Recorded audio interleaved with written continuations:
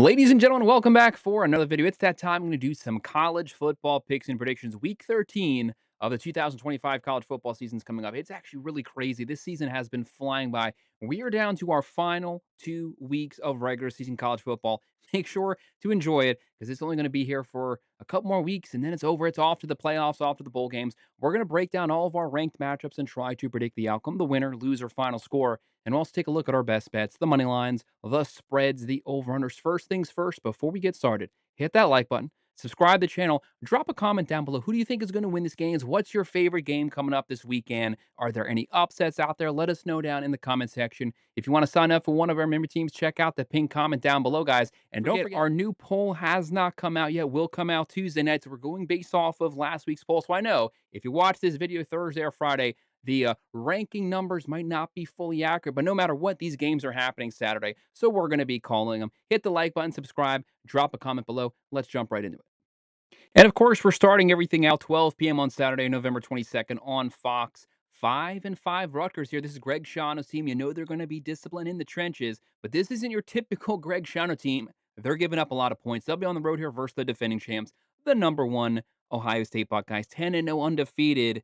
The Buckeyes next week have Michigan coming up. That's been a thorn in Ryan Day's side for what, the last 3 or 4 seasons. How many starters does he rest this game? I don't think there's any chance. I don't want to say zero. There's a 99.9% chance that the Buckeyes do not lose this game. They've been kind of banged up at the wide receiver position. Tate, Jeremiah Smith. Does he even bother to play them this game? Will he need them? Or make sure you have your entire roster. You don't want to take any chances next week. You have the chance to beat Michigan and have a perfect regular season and potentially run it back to back. The Buckeyes here, 96.9% chance to win. Rutgers 3.1. Buckeyes 31.5-point favorites. That's a huge spread here for an in-conference game versus a Rutgers team that doesn't have a bad offense, but they are going up against the number one defense. The over-under 56.5. When you're looking at Rutgers, obviously, Callahan is not having a bad year. 2,800 yards, 17 touchdowns, 7 picks. Raymond over 1,000 yards rushing.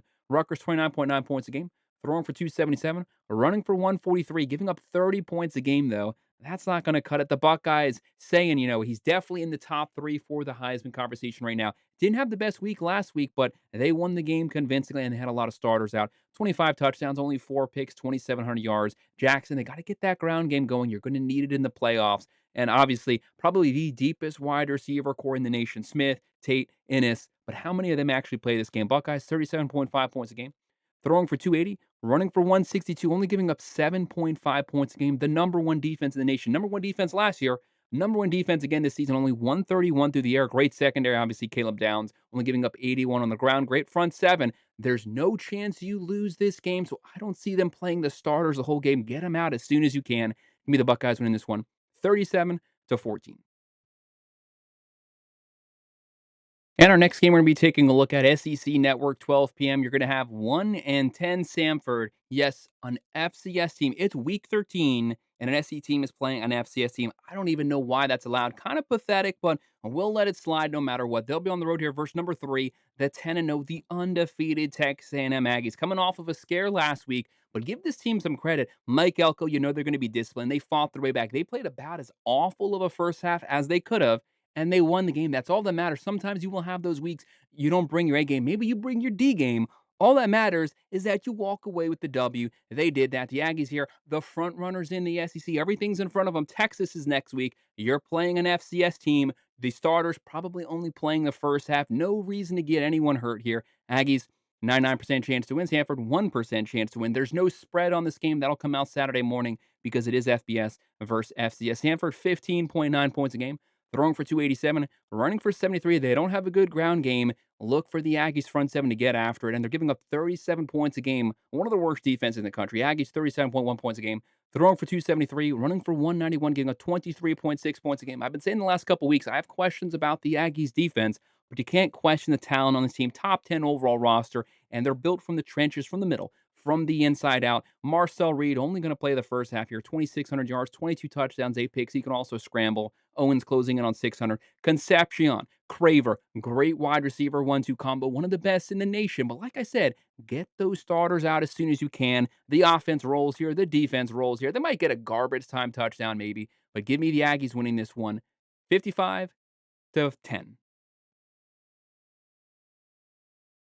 And then on ABC at 12 p.m., the 7-3 Missouri Tigers. Now, they are ranked in the AP poll right now, might be ranked once the new college football playoff poll comes out. No matter what, they scored a buttload of points last week. But the big news here, obviously, Prabula went out a couple weeks ago. Zellers has just not been throwing the ball accurately, but the guy is a true freshman. But they're very a one-dimensional team, and unfortunately for them, they're so run-heavy. Obviously, they ran for well over 300 yards last week. They're going to be on the road versus one of the best defenses in the nation, the number one statistical defense in the SEC versus the number two statistical defense because Missouri has a very good defense and they are healthy. They're on the road versus the 8-2 number 11 Oklahoma Sooners, fresh off that win last week, back-to-back seasons, upsetting, beating Kalen DeBoer's Alabama team. Sooners 64.4% chance to win this one. Missouri 35.6. I don't think this is a good game for Missouri, even if they are ranked once the new college football playoff poll comes out. I only see them being ranked this week. It's not going to carry over to next week. Sooners 7.5 point favorites, pretty close. 42.5 over under. Let's call it like it is.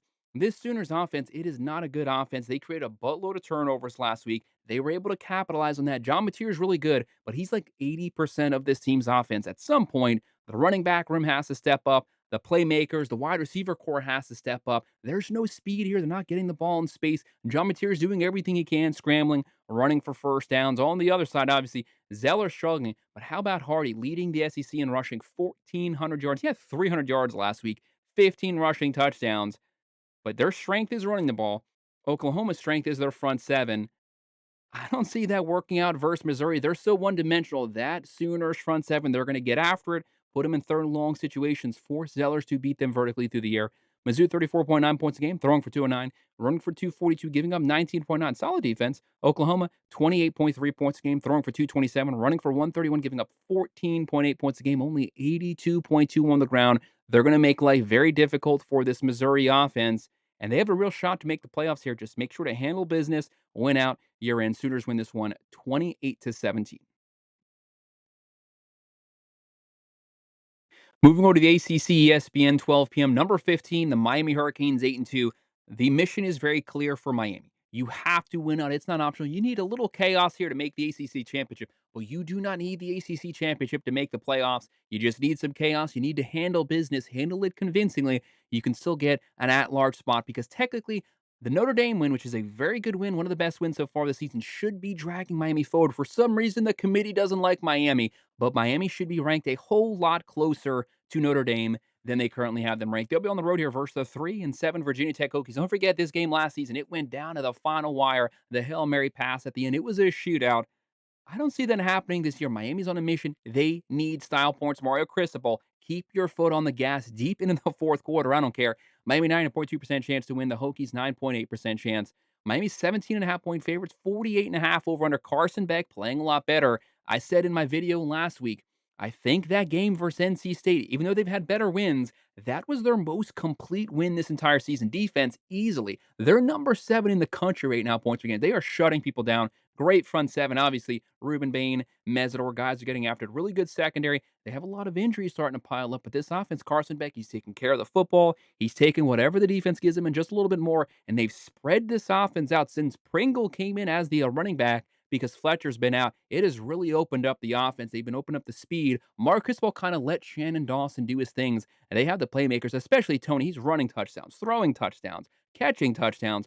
Miami 33.7 points a game, throwing for 270, running for 158, giving up 14.2 points a game. And how about that rush defense shutting things down? Virginia Tech 23.3 points a game, throwing for 172, running for 188, giving up 30.1 points a game. Really questionable defense. The big news: James Franklin has been hired. So props to them. You have drones here. Pretty sure he's like the cousin of Cam Ward. Not having a bad season, but there's so much turmoil here with Brent Pry getting fired. Give me the Hurricanes winning this one and still covering the spread. They win 38-17. 12 p.m. on ESPN2, number 20, Louisville 7-3. Obviously, the Cardinals lost. They're not going to be in the college football playoff poll. But like I said, we're just going based off of the poll and the rankings that we currently have right now. Up against 7-3 SMU. SMU might be ranked. If they win this one, they might be ranked next week. If the Cardinals win this one, they might be ranked next week. Both these teams are still alive in the ACC hunt. They're still alive to potentially get ranked in the top 25. Right now, SMU 67.7% chance to win at home. The Cardinals 32.3, coming off some losses here that they definitely should have won. The Mustangs 3-point favorites, 52.5 over under. Rhett Lashley, he can call some offense. He has the playmakers. Jennings is having a good season when he's fully healthy. He can push the ball vertically down the field. He can scramble. He can get out the pocket. He can run for first downs. Jennings, 2,800 yards, 21 touchdowns, 9 picks. They have Harden. They have Hudson. They have Brinson. On the other side, Miller Moss, veteran quarterback, not having a great season, but he can get the job done. Browns had like 4 straight 100-yard games rushing. Bell looks like a true wide receiver, number one. Louisville, 31.5 points a game, throwing for 243, running for 156.5, again, 21.5 points a game. On the other side, SMU, 32.2 points a game, throwing for 284.5, running for 122, giving up 20.4 points a game. This is a tough game to call. Jeff Brom, great offensive mind versus Rhett Lashley. To me, this game's a 50-50 pick. It could go either way. I'm actually going to go Cardinals pulling off the upset here. Louisville wins this one 31-27. And then at 12:45 p.m. on the SEC network, we have 1-9 Colette, 1-9 on the road versus number 5, the 9-1 Georgia Bulldogs, obviously coming off of a massive, massive win this past weekend, beating Texas again. Steve Sarkisian 0-3 in the SEC against Kirby Smart. Kirby Smart had the smirk on his face last week. You know that's never going to work out for the opposing team. Kirby Smart always plays up or down in the level of competition, never has his foot on the other team's throat. But when he has that smirk on his face, he's opening up the floodgates. They brought everything out last week, trick plays, everything, and they beat the crap out of Texas. Great win for them. The Bulldogs 44.5 favorites here, 53.5 over under. They're just not any good. 16.9 points a game, giving up 37.4 points a game. That's gone awful. They have no chance here in Athens, Georgia. The Bulldogs, they open up the offense last week, looked good. The defense is playing really good. The defense hasn't been playing up to Kirby Smart par so far this season. They definitely showed up last week. Maybe they're getting hot at the right time. Keep your eye on them. Stockton, 2,300 yards, 19 touchdowns, 3 picks. Frazier's been running with purpose the last couple weeks. Branch is having a good season. Give the ball to your playmakers. Georgia, 33.6 points a game, throwing for 238, running for 190. The running game is starting to step up. That's a quarterback's best friend. They're giving up 18.8 points a game. I'm going to give Colette 2 field goals, probably both in garbage time. Give me Georgia winning this one 45-6. Don't forget, rest those starters second half. You have Georgia Tech next week. You're in line to be playing potentially for the SEC championship. And unfortunately for us, another boring FCS game. 2 p.m. on the SEC network. 3-8 EIU, Eastern Illinois University. Why are FCS games still happening the second to last week of the college football season? They're not even good FCS teams. They're some of the worst ones. They're on the road versus number 4, Alabama Crimson Tide 8-2. Obviously, Bama coming off that loss. They'll be looking. They'll be out for revenge. And unfortunately for Eastern Illinois, they're going to take it on them. They're going to bludgeon them. It is what it is, but the starters will only be playing first half. You have Auburn next week, which is your play into the playoffs. If you lose the Iron Bowl there, 9-3, you're not making the playoffs. You want to make sure to win that game, get your guys rested, blow this team out, move on the next week, get that momentum back on track. Bama, 99% chance to win, 31.6 points a game, throwing for 295, running for 109. I've been critical of this rushing attack the entire season, saying it's not going to cut it in close games versus good teams. You have to be able to run the ball. It caught up to Bama last week. They couldn't run. They couldn't dominate the trenches. Simpson's there. But if you shut down with a good secondary, they got to be able to run the run game, opens up the play action, helps the quarterback out. Bama's been missing that the entire season, but they've been skating by with it, caught up to them. But don't underestimate the talent here. Ryan Williams, Bernard, Simpson. Simpson, still overall great season, Heisman level season. They got to get the rushing attack working here. You're going to need it at Auburn versus that defense. Give me Bama winning this one big, 58-10. ESPN Plus, 3 p.m., number 24, USF 7-3. Guys, I know they lost last week. They're not going to be ranked. The new poll hasn't coming out because I know people are going to drop comments. Hey, the Bulls lost last week. They're not ranked. I know. The new poll will come out. Don't worry. They'll be on the road versus 3-7 UAB. USF, you potentially lost your shot at the group of 5 to make the playoffs. Everything was in front of you. You just had to handle business. Drop the ball. Can you still mathematically make it? Yes, but you need to make sure to win out every single game. Win them convincingly. They have a 94.2% chance to win here. UAB 5.8. The Bulls 21.5 point favorites, 69.5 over under. Browns having a good season. They can score points. They just have an awful defense. Alex Golish, though, they're going to score. Trust me. Brown 2,600 yards, 21 touchdowns, 7 picks. Also 900 yards rushing, 11 rushing touchdowns. They're averaging 41.6 points a game. Throwing for 268, running for 224, getting a 25.9 points a game. Kitna and the UAB team here 26.8 points a game, giving up 38.7. One of the worst defenses in the entire country. USF, they're going to be pissed off after that game, potentially costing themselves a playoff spot. They win this one 52-23. And we actually don't have a lot of ranked matchups coming up this weekend. So the ones we do have, we got to cherish them because they're going to be some good ones. 3:30 p.m. CBS, the game of the entire weekend. Number 17, USC Trojans. What a win versus Iowa. They fought in the trenches. We picked USC to win that game. So no surprises there. I knew the games that people don't expect them to own the trenches, that's when they own it. The games that everyone thinks that they're going to curb stomp people, that's sometimes where they get pushed around. But you got to love what Lincoln Riley's done with this team. In my personal opinion, the best offensive line in college football with the number one recruiting class coming in next year. They're 8-2. They have a shot. If they win this game, they're probably in the playoffs. If the Ducks win this game, they're in the playoffs. So this is a play. And they're on the road versus number 8, 9-1 Oregon, Autzen Stadium. It's going to be loud. These are old Pac 12 foes. Going to be a great game. Ducks, 72% chance to win. Trojans, 28%. Oregon, 10-point favorites, 59.5 over under. Two of the best offenses in the nation. Mayava, great year, 2,900 yards, 18 touchdowns, 6 picks. Miller, since he stepped in, 800 yards rushing. How about Lemon and Lane? One of the best wide receiver 1-2 combos. Some might say the best wide receiver 1-2 combo. Both those guys, first round caliber talents. Trojans, 38.2 points a game. Throwing for 298, running for 191. Really good balance, giving up 21.7 points a game. D'Anton Lynn, he's going to have that defense prepared here. With this Oregon offensive line, some say it's the best in the entire country. Dante Moore, first season starting, slinging the ball up and down the field. 2,200 yards, 21 touchdowns, 5 picks. Whittingham's having a good season. Moore, the Ducks, 39 points a game, throwing for 242, running for 234, giving up 13.7 points a game. The edge, even though they're practically the same, I'd give the edge on offense to the Trojans because I think their skill position players are slightly better. But there's no doubt the Ducks have the better defense. They've been built in the trenches by Dan Lannon. This is a top 10 overall roster. Trojans are good. I think they're going to put up a fight here. There's the potential for the upset alert on this game, but I'm going to go with the Oregon Ducks winning this one. They close it out in the fourth quarter. Oregon wins 35-27. And who's ready for some Irish football? 3:30 p.m. on NBC. 3-7 Syracuse. I feel so bad for Syracuse since they lost their starting quarterback. Don't forget the old backup quarterback for the Irish. We're very familiar with him.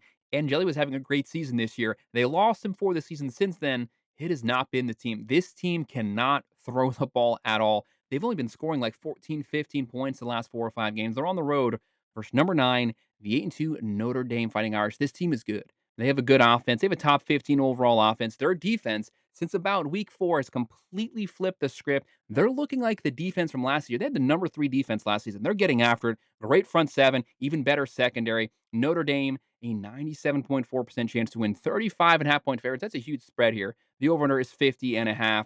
Like I said, Syracuse, Fran Brown's team, they just don't have the ability without being able to throw the ball. This offense is completely stagnant, but they might get a garbage time touchdown just like they did versus the Hurricanes. Syracuse, 22.3 points a game, throwing for 245, running for 117, giving up 31.5 points a game. The Irish, Carr, 21 touchdowns, 6 picks, 2,500 yards. Love, the best running back in the country. Price, the best secondary running back. This is the best 1-2 running back combo in the nation. Fields, um, facing so many weapons on this team, veteran wide receivers. The Irish 38.5 points a game, throwing for 266, running for 193. This offense is much better than the Riley Leonard offense last season. And once that defense got on track, watch out for this team. They're national championship caliber, and they're only giving up 18.4 points a game. First couple weeks, kind of slow. They had to get used to Ash's system, but since then, Ash, Denbrock, Freeman's got this team ready to go. The Irish win this one 42-13. And again, another really good one, 3:30 p.m. on ABC. 2-8 Arkansas Razorbacks. Obviously, Bobby Petrino calling plays here. Do not underestimate the Razorbacks in a position. They would love nothing more than to beat up one of their old rivals from decades ago. They're familiar with the Longhorns. The states are very close to one another. They would love to kick Texas out of the top 25. There's people calling for Texas to still make the playoffs if they win out, guys. Let's be serious. They're 9-3. They got a really bad loss to Florida, and they had that loss last week where they got curb stomped here. They're not finishing the season on a high note. I was very harsh on the Longhorns rushing attack. They can't run the ball. It's not going to work versus these other teams, but they're more than capable of. Very talented team. Top 5 overall roster here, but number 10, 7-3 Texas Longhorns. When this video, once the new poll comes out, I could see them anywhere from like 16 to 20. They should not be any higher than that. Let's be serious. Longhorns 83.1% chance to win. Arkansas 16.9, but the Razorbacks can score some points. But Texas has a very good defense. Longhorns 10-point favorites, 57.5 over under. Gotta love Taylor Green and what he's doing for Arizona. 2,600 yards, 19 touchdowns, 10 picks. He can also run the ball really good, get out of pressure, still keeping his eyes looking down the field. Washington closing in on 1,000 yards receiving. They have, sorry, rushing. They have 34.1 points a game, throwing for 265, running for 205. This is a really good offense, giving up 32.3. The worst defense in the SEC easily. Texas, 27.6 points a game. They were supposed to be so much better than that on offense. Things haven't quite lived up to par. They're throwing for 247, running for 124, giving up 18.3 points a game. Really good defensive front seven here. Some people think that Arkansas has no chance to win this game. Don't forget the Penn State game. Once they lost that big emotional game to the Ducks, things started to spiral out of control here. Does Steve Sarkisian get the Longhorns focus back on track? Can they still make the playoffs technically? Yes. Can they still have a really good bowl game, finish this season on a high note? Yes. Get them back on track, take it game by game. If they lose this game, then they're starting to spiral down a drain leading up to the Aggies game next week. You don't want to finish what? They would be, if they lost this one and dropped next week, they'd be 7-5. They were the number one team, just like Penn State was number two. You see how the emotion after big losses can completely derail seasons. But I have Texas holding on to a very close one. I'm going to avoid this game completely, though, because the upset alert potential is there. Texas wins 30-26. And ESPN at 3:30 p.m. 5-5. The Kentucky Wildcats. Obviously, Stoops is going to have this team prepared here. They'll be ready in the trenches. Vanderbilt will be fully rested after the bye. They're number 14. They are 8-2. If they win out, they can make the playoffs. Do I think they're the number 14 team? No. I think Miami should be in front of them because they don't have any current ranked wins as right now. Missouri might join the rankings this coming once the new poll comes out today. But don't forget, once they lose this week in Oklahoma, they'll be back out of the rankings, and Vanderbilt will still have no top 25 wins here. You got to penalize teams for playing some good opponents, but losing them all. Anyways, Vandy, 76.5% chance to win. Kentucky, 23.5% chance. For Kentucky to win this game, they're going to have to bring their A game, play disciplined football. Do not hurt yourselves, and bring your defense to Nashville. Vandy, 9.5-point favorites, 53.5 over under Kentucky, 25.9 points a game. Throwing for 204, running for 160, giving up 23.1 points a game. Vanderbilt, the number two offense in the SEC, where their weakness is their defense. You have to be able to outscore them. And Pavia, he's having a great season, but he's like 80% of this team's offense. If you stop him, you stop Vanderbilt. But it's easier said than done. He has 2,500 yards, 21 touchdowns, 5 picks. He's ran for 600, 7 rushing touchdowns. They're averaging 38.3, throwing for 258, running for 185, 22.2 points a game. You have to beat them vertically through the air, and Kentucky doesn't throw the ball well. Right now, Vandy giving up 245 passing yards per game. Kentucky can pull off the upset. It's very close to me. I think the possibility's there, but I think there's a higher possibility with Tennessee next week because Tennessee loves to throw the ball. That's Josh Heupel. Give me Vanderbilt winning this one. It is kind of close, but they still get a convincing win. They win it 28-21. 3:30 p.m. Fox Sports won the Big Ten. 3-7 Michigan State. Johnson Smith's team not having a good season. Charles is playing better than he did last year, but overall, they don't have a good offense. On the road versus number 21 Iowa, 6-4. Kirk Ferentz, longest tenured coach in the country. They're not going to be ranked when the new poll comes out, so we'll make this quick. A 9.6% chance to win Iowa. Top 10 defense. God awful 1930s offense, but they excel at what they do. They force you to play their style of football, trench warfare football, and they grind it out. Time of possession, 8 to 10 minute possessions. 16.5-point favorites, 43.5 over under. Hawkeyes, 28.7 points a game, throwing for 133.6, running for 177, giving up 14.9 points a game. That defense is so good. They'll be out for revenge. They still have a shot to finish the season ranked. Give me Iowa winning this one, 31-13. 4 p.m. on ESPN2, 5-5 Kansas State on the road versus number 13, the Utah Utes. Kyle Whittingham, second longest tenured coach in the country. Utah, everything's in front of them. They just have to handle business. They still have a shot to make the Big 12 championship. They still have a shot to get an at-large bid. 88.6% chance to win.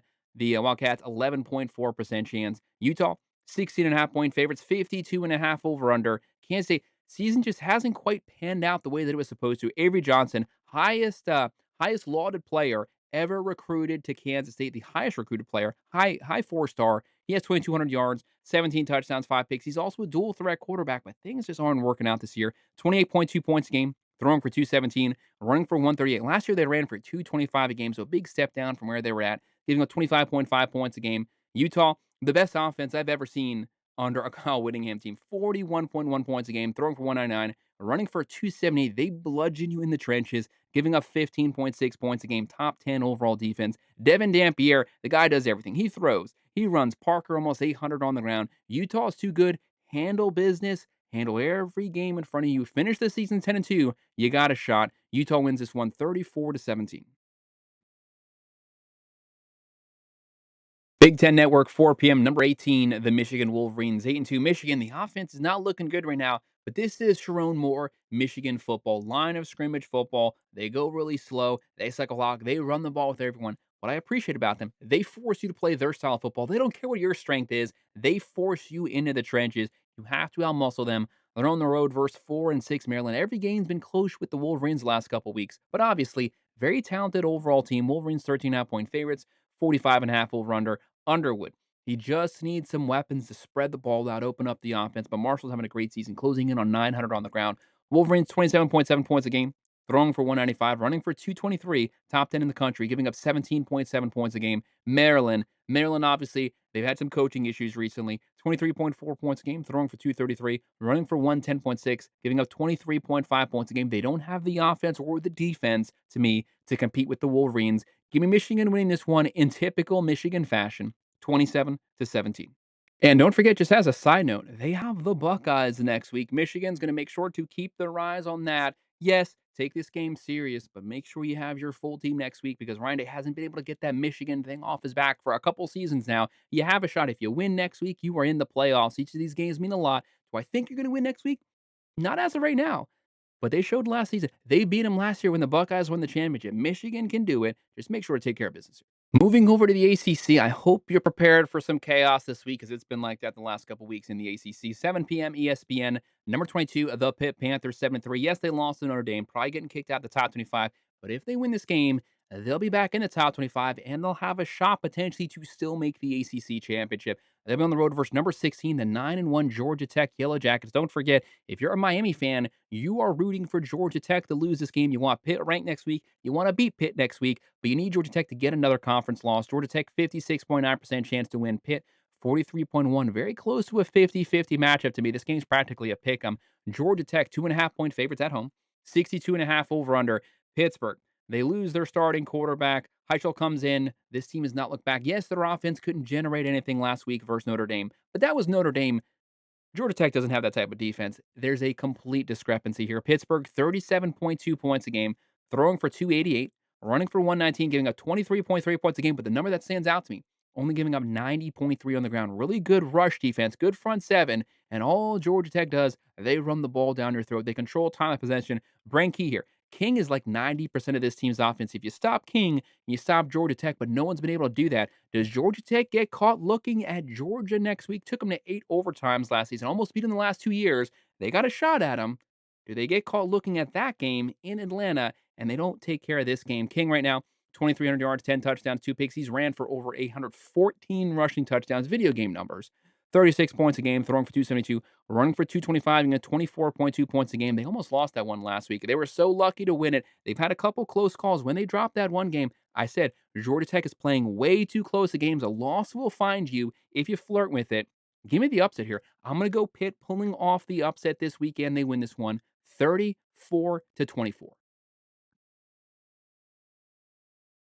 Our second to last game, 7:30 p.m. on ABC. This is an old rivalry matchup, but things are a little different this year. Number 23, Tennessee Volunteers, 7-3. I hope they do not get caught looking at that Vanderbilt game next week. They have a real shot to beat Vanderbilt, and finish the season 9-3.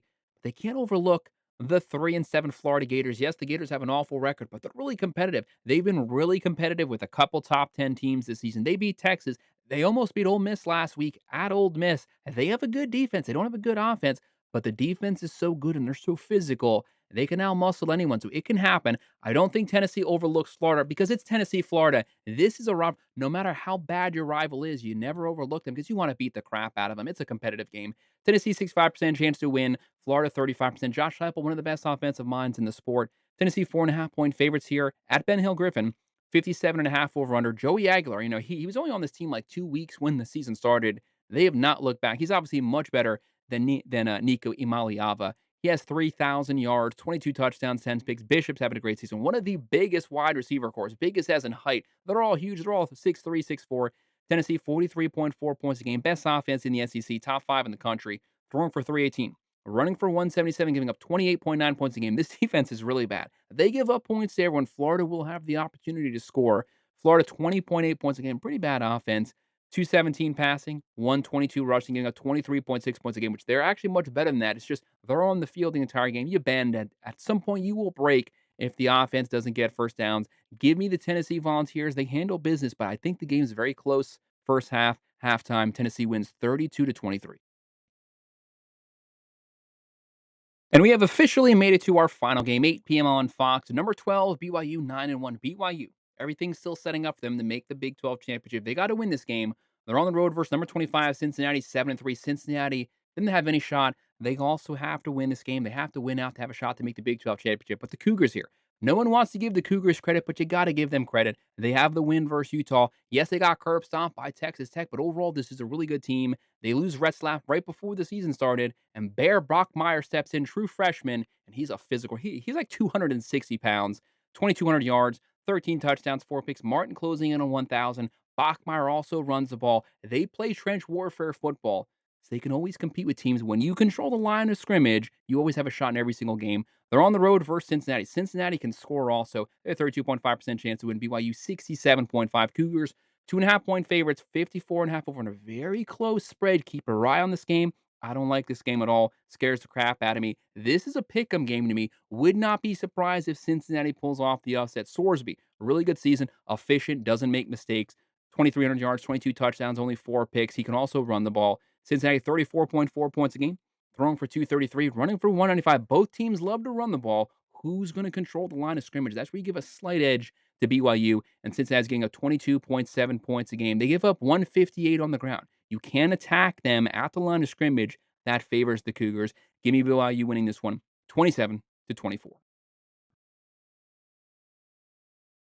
And guys, that's it. That's all of our ranked Week 13 games. That was a lot of games. Thanks for sticking with me. That's all the matchups. That's all of our predictions and best bets for all these games. Once the new poll comes out, we will make sure to update this video. We'll have a new video coming out because there'll be some new teams coming into the top 25, and we want to make sure to cover those games. Plus, the spread will be changing throughout the week. No matter what, hit that like button, subscribe to the channel, drop your comment below. What's your favorite games this weekend? What's your upset picks? Leave it in the comment section. If you want to sign up for one of our member teams, click on that pinned comment down below. And as always, thank you guys for watching.